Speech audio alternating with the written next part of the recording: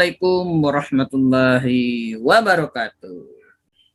Waalaikumsalam warahmatullahi wabarakatuh. Alhamdulillah kita ketemu lagi dengan saya di podcast online sama seseorang yang begitu amat jauh lah, lumayan lah, masih di Asia Tenggara ya Bang ya.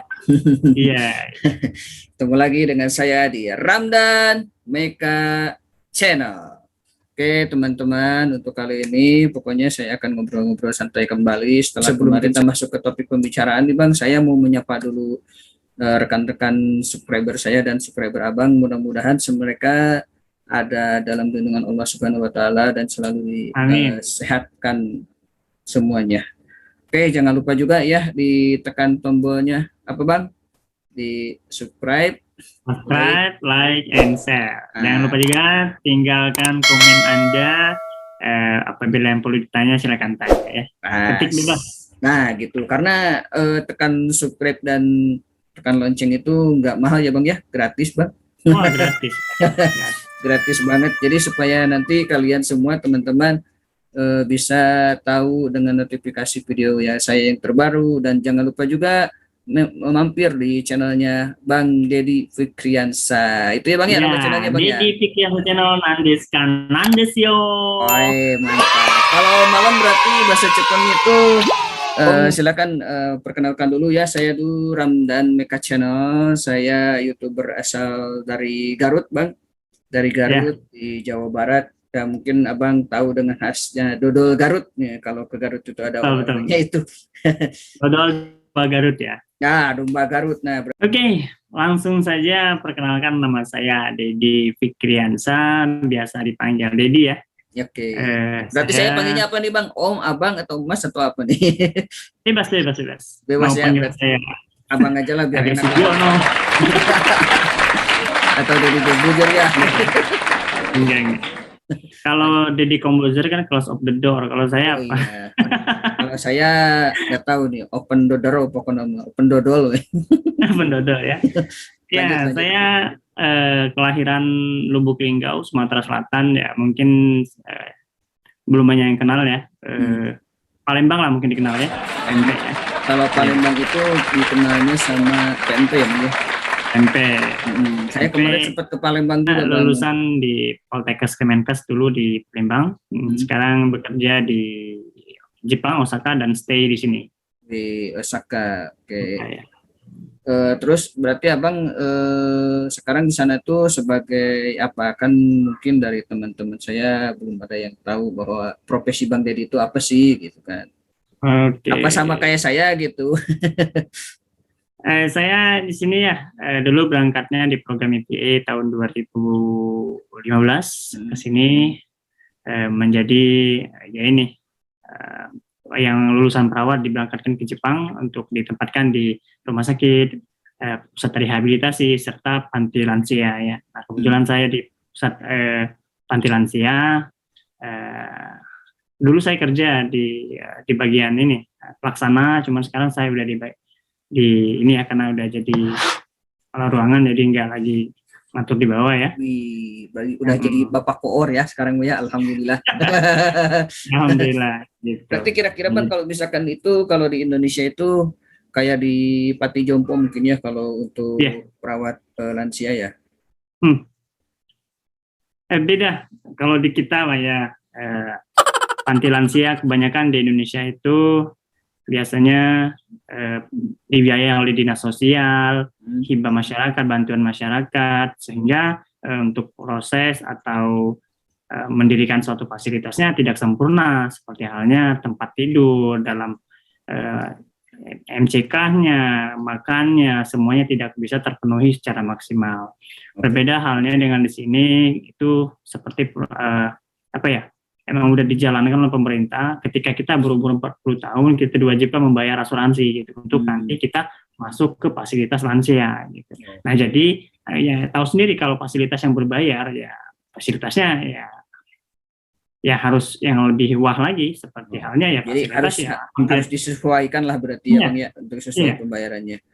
Nah, kalau misalkan ini Bang kalau boleh tahu yang ditempatkan oleh Bang itu berbentuk rumah sakit swasta kah atau rumah sakit negeri kah, atau misalkan di Kalau kayak di Indonesia itu kan kayak ada UPTD ya, puskesmas lah kalau bisa. Oh enggak, ini kayak swasta ya, swasta ya, dan memiliki cabang yang banyak Mm-mm.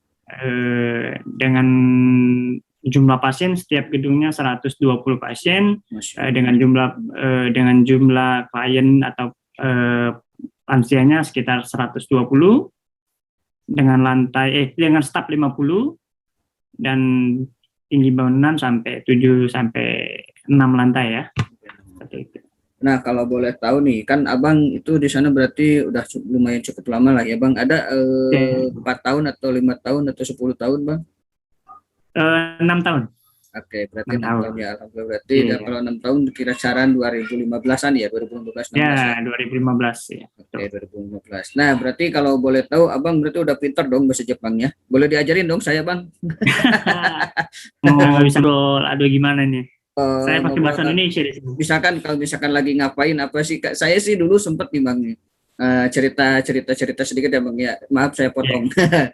Saya itu dulu sempat belajar juga bahasa Jepang, tapi ya saya yang taunya tuh Onamae wa, terus Samdan desu ka, watashi wa, paling kayak gitu, kayak nama saya, terus tinggalnya di mana, paling seperti itu aja. Tapi kalau dulu mungkin lebih diperdalam, mungkin bakal bisa kayak Abang mungkin ya, Bang. Bakal kayak saya gimana? Kayak saya ya gini, ngomong bahasa Indonesia. Tapi kebanyakan di sana, Bang, ada berapa sih kira-kira untuk para pekerja khususnya di Jepang gitu, WNI yang ada di Jepang? Oh, kalau WNI mah udah banyak sekali ya, nggak terhitung lah ya, ribuan puluhan ribu ya. Kalau untuk di tempat saya kerja aja nih, perusahaan saya itu orang Indonesianya ya kira-kira 70 orang. Nah, berarti nggak serasa ada di Jepang dong ya, Bang ya? Kalau misalkan udah ada banyak. Iya, kan saya tinggal di ini lingkungan di apartemen gini ya. Di bawah ini ada taman ya. Nah, jadi kalau sore-sore nongkrong di bawah gitu. Wih, mantap. Berarti kayak serasa di negeri sendiri walaupun kita tahu itu bahwa di negeri orang ya, Bang ya. Nah, untuk lebih jelasnya gimana kehidupan sehari-hari saya, nanti mampir aja ke YouTube saya. Nah, nih buat teman-teman, pokoknya mah, apa Bang nama channelnya, Bang? Dedi Fikriansa ya. Nah, Dedi Fikriansa. Nah, nanti sama saya akan dicantumkan di sini. Pokoknya buat rekan-rekan kalau mau tahu kisah hidup Bang Dedi Fikriansa itu seperti apa dan bagaimana kisah hidupnya di Jepang, nonton aja dan kepoin ya Dedi Fikriansa. Jangan lupa juga di loncengnya ditekan dan di subscribe. Kalau misalkan kalian penasaran, boleh di kolom komentar ditulis komentar apapun ya. Nanti Bang Dedi akan menjawab. Insya Allah orangnya ramah, baik banget pokoknya malah. Oke, kita lanjut, Bang. Kita lanjut. Kalau misalkan Abang ini kemarin pada saat pas pertama kali ke Jepang, otomatis kan tidak gampang kan seperti yang kita pikirkan gitu. Mual ujung-ujung ada di Jepang gitu kan. Misalkan kayak saya misalkan ujung-ujung di Jepang, kecuali kalau misalkan main berarti itu tinggal berangkat lah.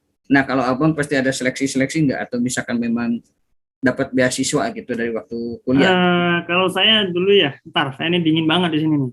Wih, di sana berapa derajat, Bang? Kalau di sini mah kadang dingin, kadang harudang di Garut mah, Bang.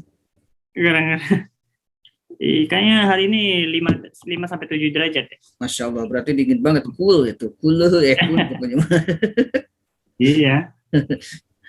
Ya oke, saya ceritain aja. Saya dulu ikut program G2G ya. G2G itu government to government, yaitu kerjasama antara pemerintah Indonesia dan pemerintah Jepang melalui EGEPA ya, atau Indonesia Japan Economic Partnership Agreement ya. Nah, itu kerjasama antar ekonomi ya, dan memberangkatkan kita tenaga kesehatan untuk ke Jepang ya. Nah, ini salah satu program pemerintah nih. Jadi nggak ada campur tangan swasta ya, semuanya klik dan semuanya real dari pemerintah dan semuanya kita digratiskan ya. Kecuali untuk proses pendaftaran, administrasi sebelum lulus, ya transportasi dari daerah ke tempat tes seperti itu ya kita tanggung sendiri ya, itu mah wajar ya. Nah, untuk proses itu memakan waktu selama 1 tahun. 1 tahun. Administrasi, tes psikologi, tes keperawatan, tes medical check up itu sampai 3 kali. Terus ada namanya proses wawancara menggunakan bahasa Jepang secara langsung dengan pihak di Jepangnya. Setelah itu ada namanya proses matching. Matching itu apabila pihak itu memilih kita dan kita memilih dia, itu namanya matching. Nah, itu kita bisa kerja di Jepang gitu. Oke, Jadi berarti yang proses yang paling menegangkan itu matching. apa? Kita pengen kerja di sana, tapi perusahaan itu tidak memilih kita, nggak bisa. Gitu. Oh. Nggak matching namanya kan. Tapi kalau misalkan Bang, kalau misalkan ada salah satu kita nggak lulus nih untuk tahap Ya, seleksi, ada seperti remedial atau gimana nggak Bang? tidak ada. Hmm. Nggak lulus, berarti nggak lulus. Oke, berarti memang harus step by stepnya harus memang benar-benar disempurnakan mungkin ya Bang ya Iya, untuk ini. iya. Untuk bisa Kalau nggak lulus, bekerja di kita Jepang. bisa mengulang di tahun depan, tahun depannya. Oh, di tahun depan, tapi dipulangkan dulu ke Indonesia mungkin ya Bang. Enggak, maksudnya itu proses kan masih proses pendaftaran, berarti kita masih di Indonesia. Oh, masih di Indonesia. Oke, nah itu udah masuk ke Jepang gitu Bang. Enggak. Kan nanti yang proses wawancara dengan orang Jepang itu orang Jepangnya datang ke Jakarta, jadi kita ke Jakarta. Oke. Berarti jadi cuman ini kalau nggak lulus mulang tahun depan ya dari awal lagi, proses administrasi lagi, semuanya awal dari awal lagi. Tapi kalau Abang sendiri gimana nih? Abang sekali tahap langsung lulus kan mantap. Enggak. Saya dulu sebenarnya ikut program IPA yang angkatan 8. Nah, semenjak itu ya saya gagal di IP angkatan 8 dan mencoba lagi di angkatan 9. Dan alhamdulillah lulus di angkatan 9 saya. Oke, alhamdulillah. Iya, nggak semulus itu kok, nggak semulus itu. Pasti ada. Ya, berarti ada tantangan dan rintangan ya Bang ya untuk mencapai bisa bekerja di luar negeri. Nah, pada saat Abang kenapa sih Abang bisa memilih ke Jepang gitu? Kenapa nggak misalkan ke Irian kah, misalkan nggak ke Korea kah, kan masih sama-sama gitu. Kenapa nih Bang? Alasannya gitu. Karena yang tenaga medis yang dipekerjakan di luar negeri yang melalui program pemerintah itu punya 3 wilayah saja dulu ya, waktu teman saya, Korea, Jepang, dan Arab ya. Arab. Kenapa saya memilih Jepang itu karena ya mungkin dari segi apa ya namanya ya, ikatan batin ya, karena tetap pernah menjajah kita. Jadi kenyamanan mungkin ya. Iya ya. Jadi karena pernah menjadi kita, ada ikatan batin dan memang ketertarikan juga sangat dengan anime-animenya gitu ya. Meskipun saya sukanya cuma Dragon Ball doang. Ya. Dan juga waktu itu yang kebetulan bukannya cuma Jepang gitu. Oh. Nah, pada saat waktu itu Bang, kalau di Jepang pembukaannya udah ada berapa orang gitu? Misalkan kan biasanya suka ada dipatok 110 orang atau misalkan 10 orang. Gitu ya, iya. Untuk wilayah Indonesia itu dipatok kira-kira 280 sampai 300. Nah, untuk wilayah Filipina itu sekitar sama, Myanmar juga sama, Vietnam 300 ke atas biasanya. 300 ke atas. Oke, siap. Iya. Waktu pada pertama kali Abang ke sana kan mungkin belum bisa berbahasa Jepang. Nah, apa sih yang digunakan untuk bisa berkomunikasi sama orang Jepang itu sendiri gitu Bang? Oh enggak, dulu saya sebelum berangkat saya sekolah bahasa Jepang dulu. Oh berarti memang udah langsung ya? Iya, saya belajar bahasa Jepang dulu dulu ikut program yang 3 bulan. Selama 3 bulan untuk mencapai level dasar. Jadi saya belajar gitu. Nah, dan kebetulan saya EPA 8 saya nggak lulus dan ada waktu setahun lagi untuk belajar, saya terusin belajar aja. Saya jadi banyak belajar karena di kegagalan itu nggak semuanya buruk, karena itu memberi waktu saya untuk lebih banyak belajar sebenarnya. Saya bisa belajar di situ. Dan akhirnya alhamdulillah sampai sekarang tibalah di Jepang, walaupun di negeri orang, tapi serah kesah di negeri sendiri gitu Bang ya, karena udah kenyamanan. Betul. Nah, ada pengalaman ini nggak Bang yang pada saat pas di sana nih, kan mungkin dari 2015 sampai sekarang mungkin ada nggak pengalaman yang baik ataupun buruk, atau misalkan memang hanya senang aja gitu atau bagaimana Bang? Banyak di setiap step by stepnya ada suka dukanya. Di saat pendaftaran ya tadi saya pernah ceritakan, saya dukanya tidak lulus dan sukanya saya banyak belajar. Dan ketika sampai di Jepang, sukanya saya bisa menikmati 4 musim, banyak pengalaman baru, bisa komunikasi langsung sama orang Jepang dan mempelajari ilmu sekitar serta budayanya. Dan dukanya ya jauh dari orang tua, meskipun udah nggak kecil lagi ya, udah dewasa ya, jauh dari orang tua tetap terasa ya. Betul, Ya. betul. Mau kita udah gede, mau kita udah dewasa, Ya. tetap kalau sama Tetap namanya aja orang tua ya. pasti ada rasa rindu ya, Kak Biong ya. Pasti. Pasti. Nah, dan berhubung saya di sini ya, di kota ya, jadi saya kan sukanya wilayah pedesaan gitu ya. Jadi pas di kota memandang gedung itu, aduh, kok saya merasa tidak senang. Gitu. Karena saya lebih suka yang hijau-hijau. Oke, berarti kayak di hutan-hutan mungkin ya Bang ya. Ya. Kalau di kota-kota berarti kayak di Jakarta mungkin ya Bang, banyak Iya, gedung-gedung gitu di Jakarta suntuk Bang. gitu ya, bising ya. Oh, Karena bising ya. suatu Tapi kalau mengganggu. di tempat kontrakan di apartemen Abang sendiri itu gimana? Di tempatnya apa memang dekat kota atau? Enggak, saya sebelah ini laut, Mm-mm. sebelah sini pelabuhan, di bawah-bawah ini ada hijau-hijau, Oh, ada danau-danau kecil gitu. berarti Tapi saya udah sesuai dengan kriteria Abang berarti itu Bang. sesuai dan ke kotanya sangat dekat banget. Karena di depan saya ini langsung ada stasiun kereta langsung. Wih, mantap. Nah, Iya. kalau misalkan Abang di sana biasanya untuk kayak misalkan bulan puasa, nah untuk menentukan waktu dan ininya seperti apa sih Bang kalau untuk di negeri Jepang itu? Ya di Jepang ya, karena kita nggak tahu kapan waktunya sholat, kapan waktu sahur dan buka. Biasanya kita menggunakan aplikasi. Nah sini saya nggak sebutin aplikasinya karena dia tidak bayar saya. Jadi bukan endorse ya? Bukan endorse ya. Jadi gitu. Jadi saya menggunakan aplikasi biasanya. Dan juga kan musim panas dan dingin di Jepang itu kan sangat berubah ya. Kalau musim panas itu siangnya panjang. Kalau musim dingin siangnya pendek. Nah itu kalau kebetulan puasanya didapat di bulan panas, puasanya panjang. Oh, berarti ada tambahan berarti ya, ada tambahan berapa jam? Lebih. Jadi kayak sahur imsaknya udah jam 2 udah imsak gitu kan. Makan jam 1 kan. Dan bukanya nanti jam 7:30. Ya aduh. Lama kan. Nah itu. Oke. Gitu biasanya. Dan terus kita harus kerja. Nah, pas kerja, orang Jepang itu tidak tahu menau kita puasa atau enggak. Yang penting kita mau kerja gitu ya. Pokoknya disiplin, pokoknya profesional ya. Kalau ya kerja. Tidak walaupun dalam keadaan kita berpuasa ya Bang ya. Oke. Nah, Bang, itu kan pengalaman suka dan dukanya Abang ya. Dan pengalaman kalau misalkan bulan puasa ternyata memang di Jepang dan Indonesia, Arab Saudi pun ada perbedaan ya, ada perbedaan waktu. Nah, kalau boleh tahu kan sekarang ini di Indonesia jam 20.36 waktu Indonesia bagian barat. Nah, kalau di Jepang ini jam berapa Bang sekarang Bang? Tambah aja 2 jam. Oh, berat tambah 2 duluan Jepang berarti ya? Jepang ya, 2 Jepang. Oh, berarti udah jam 10-an ya? 22.36. Berarti udah malaman di sana berarti. Kalau di sini mau masih siang Bang. Iya, biasanya enggak. Selibur juga jadi santai. Biasanya kuliahnya di jam 1 gitu. Oh, kalau misalkan berarti Abang sekarang tuh lagi mengikuti program kuliah apa nih Bang? Kan mungkin dari teman-teman juga belum tahu gitu.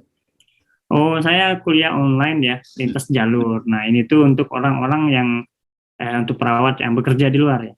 Jadi kalau nggak bekerja itu tidak masuk kriteria, jadi nggak bisa mungkin ya. Ini diadakan oleh PPNI dan Kemendikti ya. Jadi untuk orang-orang yang pengen upgrade ya dipersilakan. Gitu. Oke. Berarti itu gratis ya Bang ya kalau untuk tahap itu untuk nggak bayar dong. Oh bayar. Mana ada? Kirain gratis Bang. Karena sudah dilakukan oleh pihak pemerintah gitu Pak. Oh berarti bayar ya Bang ya? Bayar dong. Oke Bang, nah saya tuh pengen nanya nih kalau misalkan Abang kan itu di sana sudah berkeluarga mungkin ya Bang ya, bersama keluarga tinggal di Jepang. Nah itu pada saat pas pertemuan pertama sama istri itu gimana sih Bang? Apa memang dari Indonesia atau misalkan orang Jepang mungkin Abang dapatnya jodohnya? Enggak, dulu memang dari Indonesia. Oke, dari Indonesia berarti dibawa langsung ke Jepang ya. Nah, kalau untuk keluarga dari Indonesia kita berjuang bareng, jadi ikut seleksi bareng, jadi kerja bareng. Oh, berarti memang cinlok kalau bahasa ininya mah ya. Iya. Cinlok ya. Oke. Nah, Bang, kalau misalkan kan di sana banyak ya, 100 berapa tadi itu 110 pasien ya kalau untuk 20. dinasnya 120. Kalau Nah, full biasanya itu 120. berapa ini sih untuk dinasnya, satu satu ruangannya, per satu ruangannya misalkan apa 3 orang apa 4 orang? Oh, tergantung. Kalau siang itu 7 ya satu ruangan. Wih, 7 banyak sampai juga ya. 8. Ya. Kalau malam ya sendiri. Oh, kalau malam sendiri walaupun Sendiri. banyak pasien gitu, Bang. Pasien tidur kan malam. Oh, Nggak oke. ngapa-ngapain juga kita. Jagain doang. Nanti malah jadi ngerumpi ya, Bang ya. Iya. Karena kebiasaan orang Gitu. Indonesia ya, kalau misalkan banyak orang ya sambil ngerumpi-ngerumpi gitulah. Ada kamera nggak bisa. Nah, gitu. Ada Saya CCTV ya, marahin lah. ada Nggak boleh. CCTV. Jangan. Oke, Bang, kalau untuk ini, Bang, kisaran gajinya itu di sana UMR-nya biasanya berapa sih, Bang? Kan kalau di Indonesia mungkin jauh lah, sangat jauh lah ya untuk gajinya gitu.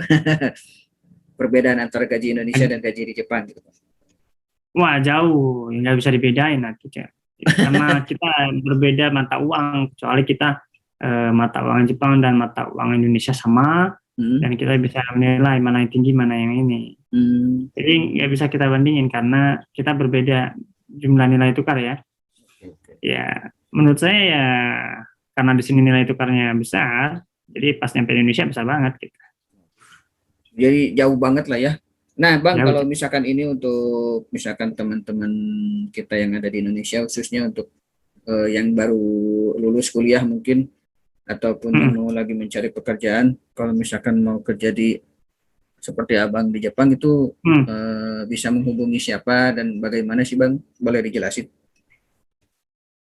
Untuk yang berniat, untuk tenaga kesehatan yang berniat pengen ke sini, yaitu bisa mengunjungi website BNP2TKI atau sekarang sudah berubah menjadi bp2mi.co.id. Di sana kita bisa memilih tempat kerja dan negara mana yang ingin kita tuju, seperti Arab, Korea, Jepang, dan banyak negara lain. Bisa bebas memilih di sana. Kita bisa memilih di sana. Dan sampai akhirnya saat mau bekerja di Jepang itu memang tidak mudah ya, Bang ya? Tidak mudah. Saya butuh delay waktu 1 sampai 2 tahun ya. 1 sampai 2 tahun, bahkan Abang pun sempat tidak lulus ya, Bang ya? Sempat tidak lulus. Gagal itu. Tidak lulus tapi tidak berkecil hati dan terus tetap semangat belajar. Nah, Bang, kalau untuk Abang nih, untuk pesan-pesan untuk para teman-teman saya, khususnya di subscriber saya dan subscriber Abang, ada pesan-pesan khusus untuk teman-teman mungkin? Pesan ya, bukan pesan ya, sebenarnya ini versi saya ya. Kalau ingin mencapai inspirasi sesuatu lah, untuk inspirasi untuk para teman-teman gitu. Kalau untuk ingin mencapai sesuatu itu jangan setengah-setengah. Ya. Kalau bisa full ya, full maksudnya dengan sepenuh hati dan harus berhenti itu ketika cita-cita itu tercapai seperti ya. Ketika gagal pun jangan berkecil hati. Ingat lagi tujuan awal kita untuk mencapai sesuatu itu apa gitu. Jadi maka ketika kita ingat tujuan awal kita dulu, kita bakal bangkit lagi semangatnya. Gitu. Maka buat teman-teman yang pernah gagal itu adalah proses ya. Jadi jangan pernah takut gagal, karena gagal itulah guru terbaik kita. Dari gagal itu adalah step pertama kita untuk mencapai suatu kesuksesan. Jadi buat teman-teman harus semangat menurut saya. Mantap, tepuk tangan dulu. Mudah-mudahan inspirasi dari Bang Dedi bisa diterima oleh teman-teman, khususnya yang menonton video ini, yang baik dari subscriber saya, umumnya dari teman-teman yang melihat dari beranda, misalkan ditonton sampai habis, dan cukup terima kasih banget. Dan Bang Dedi, hatur nuhun pisan untuk sami-sami. Waktu dan ruang waktunya. Mungkin Bang Dedi masih ada. Nanti kita ngobrol-ngobrol lagi di belakang. Nanti kita ngobrol-ngobrol lagi di belakang layar, Bang.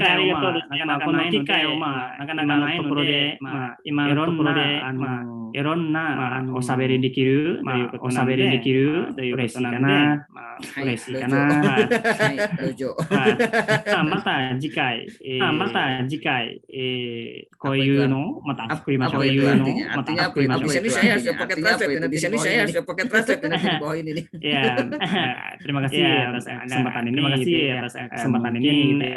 Mungkin di kedepannya mungkin ada kesempatan lagi. Mudah-mudahan karirnya sebagai perawat di sana bisa menjadi yang terbaik dan membawa nama baik Indonesia yang terbaik juga. Amin. Allahumma amin. Dan Bang Dedi dan sekeluarga diberikan kesehatan dan kesuksesan juga untuk semuanya. Salam untuk keluarga Bang ya. Terima kasih. Salam juga buat keluarga Bang Ramdan. Diberi kesehatan selalu dan YouTube-nya bisa cepat berkembang. Amin. Dan mudah-mudahan subscribernya melonjak. Amin. Mudah-mudahan dengan kita podcast di sini kita tidak sampai di sini ya Bang ya. Nanti kita ada podcast bareng-bareng lagi, mungkin ngobrol-ngobrol santai lagi ya Bang ya. Oke, dan buat teman-teman itu aja mungkin ngobrol-ngobrol santai saya bersama Bang Dedi Fikriansyah. Nanti kalian kalau misalkan yang ingin tahu tentang kehidupannya Bang Dedi Fikriansyah bisa dikepoin aja di YouTube-nya Bang Dedi Fikriansyah. Nanti sampai saya di situ akan dicantumkan dan dengan IG-nya juga boleh ya Bang ya. Siap. Oke. Mungkin gitu aja ya Bang ya. Apabila dari saya, wassalamualaikum warahmatullahi wabarakatuh. Waalaikumsalam warahmatullahi wabarakatuh. Bye bye. Konbanwa.